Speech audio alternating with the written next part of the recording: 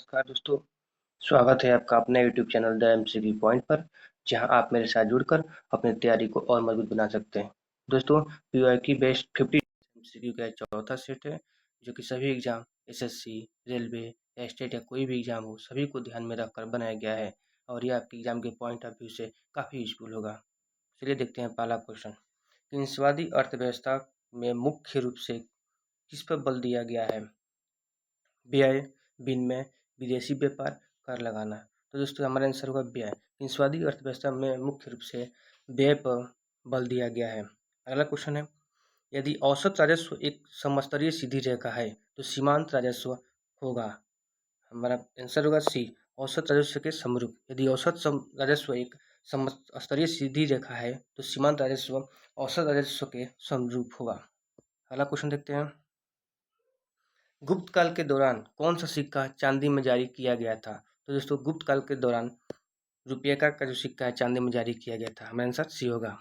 सिंधु घाटी सभ्यता का गोदीबाड़ा लोथल स्थित है गुजरात में। सिंधु घाटी सभ्यता का जो गोदीबाड़ा लोथल है वो गुजरात में स्थित है। अगला क्वेश्चन, दिल्ली में निम्नलिखित में से किस सुल्तान की मृत्यु लाहौर में चौगान खेलते घोड़े से गिरकर हो गई थी? तो दोस्तों कुतुबुद्दीन ऐबक की मृत्यु जो 1210 में हुआ था, लाहौर में चौगान खेलते हुए घोड़े से गिरकर हो गई थी। अगला क्वेश्चन देखते हैं, कृषि भूमि को कुछ वर्षों तक अकृष्ट यानी खेती न करना छोड़ देना क्या कहलाता है? तो दोस्तों परती छोड़ना कहलाता है। अगला क्वेश्चन, आकाश नीला दिखाई देता है। ऑप्शन ए रैले प्रकीर्णन के कारण, मी प्रकीर्णन के कारण, पश्च प्रकीर्णन के कारण, इनमें से कोई नहीं। तो हमारा आंसर होगा ऑप्शन ए, रैले प्रकीर्णन के कारण आकाश नीला दिखाई देता है। तनाव के कारण भूप्रपट्टी पर बनने वाले पर्वत को क्या कहते हैं? तो ब्लॉक पर्वत कहते हैं। जो तनाव के कारण जो भूप्रपट्टी पर पर्वत जो बनते हैं उसे ब्लॉक पर्वत कहते हैं।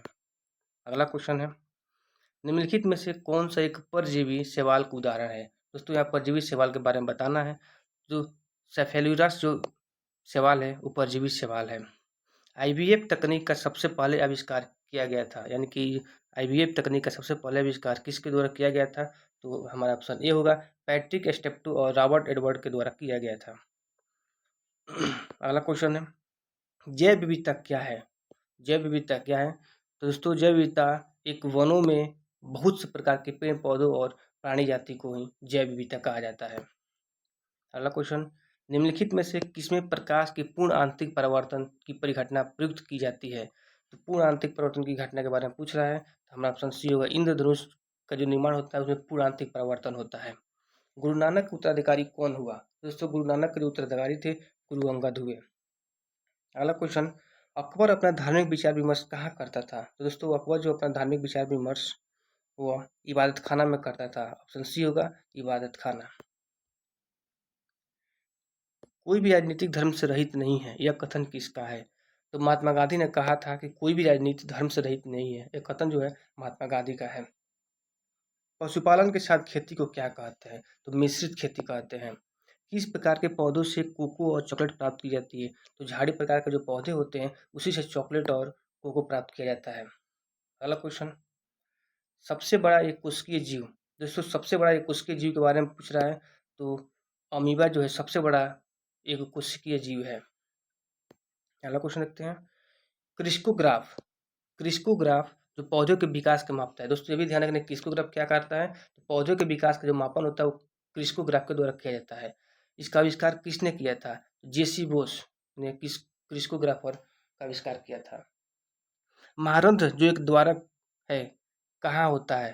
तो जो महारंध्र है वह कपाल में होता है। अगला क्वेश्चन, 1757 के प्लासी युद्ध में सिराजुद्दौला के साथ किसने विश्वासघात किया था? तो विश्वासघात जो हुआ था मीर जाफर ने किया था। 1757 के जो प्लासी युद्ध हुआ था उसमें सिराजुद्दौला के साथ। अगला क्वेश्चन देखते हैं, सुंड्रा ट्रेच। सुंड्रा ट्रेच कहाँ है? तो हिंद महासागर में सुंड्रा ट्रेच है। निम्नलिखित में से कौन सा जैव सेल है? जैव सेल के बारे में पूछ रहा है, तो कोयला जो है वो जैव सेल है। मालगुडी डेज पुस्तक का लेखक कौन है? मालगुडी डेज जो पुस्तक का जो लेखक है आर के नारायण है। अगला क्वेश्चन देखते हैं, ब्रिटिश क्राउन ने ईस्ट इंडिया कंपनी से भारत की प्रभुसत्ता किस वर्ष प्राप्त की? तो दोस्तों 1858 में जो है ब्रिटिश ईस्ट इंडिया ने से जो ब्रिटिश क्राउन थे अपनी उसके प्रभुसत्ता भारत की प्राप्त कर लिए थे 1858 में। अगला क्वेश्चन है, भारतीय राष्ट्रीय कांग्रेस की पहली भारतीय महिला अध्यक्ष कौन है? दोस्तों पहली भारतीय महिला अध्यक्ष के बारे में बात कर रहा है तो सरोजिनी नायडू है। केवल अध्यक्ष की बात करता है, पहली महिला अध्यक्ष की बात करता है तो महिला अध्यक्ष में एनी बेसेंट आ जाती है। अगला क्वेश्चन, कौन सी सिरप फेफड़ों से हृदय में शुद्ध रक्त लाती है? फेफड़ा से हृदय में, फेफड़ा से हृदय की बात हो रही है, फेफड़ा से हृदय में शुद्ध रक्त लाने की जो ब्रिक सिरप करती है। पदवियां और अवैतनिक पदों को छोड़ना किस आंदोलन का सिद्धांत है? पदवियों और अवैतनिक पदों का छोड़ना असहयोग आंदोलन के सिद्धांत है। यानी असहयोग जो आंदोलन हुआ था उस समय पदों को और अवैतनिक जो पद थे उनको छोड़ दिया गया था, लोगों द्वारा उसको छोड़ा गया था। अगला क्वेश्चन देखते हैं, प्रभुसत्ता किसका अनिवार्य तत्व है? प्रभुसत्ता जो है वो एक राज्य का अनिवार्य तत्व होता है, राज्य का। तो हमारा आंसर होगा ऑप्शन बी, राज्य। नए निर्वाचन सुधारों के अंतर्गत मतदाता पहचान पत्र का सुझाव किसने दिया? तो दोस्तों जो मतदाता पहचान पत्र का जो सुझाव वो TN शेषन के द्वारा दिया गया था। अगला क्वेश्चन, निर्वाचन पहचान पत्र की शुरुआत कब हुई थी? अभी निर्वाचन पहचान पत्र की शुरुआत के बारे में पूछ रहा है तो दोस्तों 1993 में निर्वाचन पहचान पत्र की शुरुआत हुई थी। अगला क्वेश्चन, भारतीय नागरिकों को मौलिक अधिकार देने का मुख्य प्रयोजन क्या था? तो व्यक्तिगत स्वतंत्रता का संरक्षण करना ही मौलिक अधिकार का मुख्य प्रयोजन था। भारत में ब्रिटिश ईस्ट इंडिया कंपनी की प्रथम प्रेसिडेंसी कहाँ थी? सूरत में ब्रिटिश ईस्ट इंडिया की पहली प्रेसिडेंसी बनाई गई थी। अगला क्वेश्चन देखते हैं, निम्नलिखित में से किसने स्मारकों के लिए शिला यानी पत्थर का उपयोग शुरू किया? तो अशोक ने सर्वप्रथम स्मारकों के लिए शिला यानी पत्थर का उपयोग शुरू किया था। भारत के चिश्ती संप्रदाय की स्थापना किसने किया? सिख मोइनुद्दीन चिश्ती जो थे वो चिश्ती संप्रदाय की स्थापना किए थे।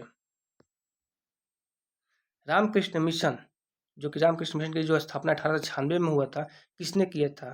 तो नरेंद्र नाथ दत्त, जो कि स्वामी विवेकानंद का नाम है। यानी स्वामी विवेकानंद ने 1896 में रामकृष्ण मिशन का स्थापना किए थे। अगला क्वेश्चन, सूखे की प्राकृतिक आपदा का प्रबंधन कौन करता है? सूखे की जो प्राकृतिक आपदा है उसका प्रबंधन कृषि मंत्रालय द्वारा किया जाता है। भारत की सूचना प्रौद्योगिकी राजधानी किसे कहा जाता है? बेंगलुरु ही भारत की सूचना प्रौद्योगिकी राजधानी है। दुर्लभ पादपों के बारे में सूचना किस पुस्तक में होता है? जो दुर्लभ पादप है उसकी जो सूचना लाल पुस्तक में दिया रहता है। रॉकेट किस सिद्धांत पर कार्य करता है? दोस्तों रॉकेट संवेग संरक्षण के सिद्धांत पर कार्य करता है। पृथ्वी की सतह पर जी का मान किस कारण परिवर्तित होता है? तो पृथ्वी के घूर्णन और आकार दोनों के कारण, यानी घूर्णन के भी कारण और आकार दोनों के कारण ही पृथ्वी की सतह पर जी का मान परिवर्तित होता रहता है। अगला क्वेश्चन देखते हैं, निम्नलिखित कांग्रेसी नेताओं में से कौन नरम दलीय नहीं था? इसमें नरम दलीय कौन नहीं थे? तो दोस्तों जो सभी थे ये सभी नरम दल नहीं थे, सभी गर्म दल के नेता थे। बाल गंगाधर तिलक भी गर्म दल के थे, बिपिन चंद्रपाल, लाल लाजपत राय भी, ये सब गर्म दलीय नेता थे। इसलिए हमारा आंसर होगा ऑप्शन डी, उपयुक्त सभी। भारतीय संविधान कब अंगीकार किया गया? 26 नवंबर 1949 को भारतीय संविधान को अंगीकार किया गया। अगला क्वेश्चन देखते हैं, राज्य के नीति निर्देशक तत्व के अंतर्गत शामिल तत्वों को न्यायालय द्वारा परिवर्तनीय नहीं है, यह कथन संविधान के किस अनुच्छेद में कहा गया है? दोस्तों अनुच्छेद 37 में ही कहा गया है कि जो नीति निर्देशक तत्वों के अंतर्गत जो भी तत्व है वो न्यायालय द्वारा उसका परिवर्तन नहीं है, यानी कि न्यायालय द्वारा वाद नहीं किया जा सकता है। बहमनी साम्राज्य की स्थापना किस समय दिल्ली पर किस वंश का शासन था? यानी कि जब बहमनी साम्राज्य की जब स्थापना हुआ था उस समय दिल्ली का शासन किसका था? तो तुगलक वंश था। तुगलक वंश में मोहम्मद बिन तुगलक का शासन था। निम्न में से कौन सा ग्रंथ बौद्ध धर्म से संबंधित नहीं है? तो दोस्तों इनमें से हमारा आंसर होगा इनमें से कोई नहीं। सूत पिटक भी बौद्ध धर्म से संबंधित है, विनय पिटक भी और अभिधम पिटक भी, इसलिए हमारा आंसर होगा ऑप्शन डी, इनमें से कोई नहीं। अगला क्वेश्चन देखते हैं, रंगपुर विद्रोह कब हुआ था? तो दोस्तों रंगपुर जो विद्रोह है 1783 में हुआ था। धीरज नारायण और नूरुद्दीन के नेतृत्व में रंगपुर और दिनाजपुर जिलों में किसानों द्वारा ठेकेदार देवी सिंह के खिलाफ किया गया था। दोस्तों ये भी याद रखना है कि रंगपुर विद्रोह 1783 में हुआ था और किसके विरुद्ध हुआ था? जो ठेकेदार देवी सिंह थे उनके विरुद्ध हुआ था। कहाँ पे हुआ था? तो रंगपुर और दिनाजपुर जिलों में हुआ था। अगला क्वेश्चन देखते हैं, ज्वालामुखी विस्फोट के समय निकलने वाला लावा पृथ्वी के अंदर किस परत में उपस्थित रहता है। दोस्तों ऊपरी मेटल में ही लावा उपस्थित रहता है। पृथ्वी के जो ऊपरी मेटल जो है उसी परत में लावा उपस्थित रहता है। अगला क्वेश्चन देखते हैं कि निम्नलिखित में से कौन सा तट पूर्वी तट का भाग है। तो दोस्तों इसमें जो कोरोमंडल तट है वो पूर्वी तट के भाग है। कोंकण तट, केंद्र तट, मलाबार तट ये सब पश्चिमी तट का ही भाग है। और आज का हमारा अंतिम क्वेश्चन है कि सेडान का युद्ध कब और किसके बीच हुआ था। तो दोस्तों 15 जुलाई 1870 को फ्रांस और पर्सा के बीच सेडान का युद्ध हुआ था।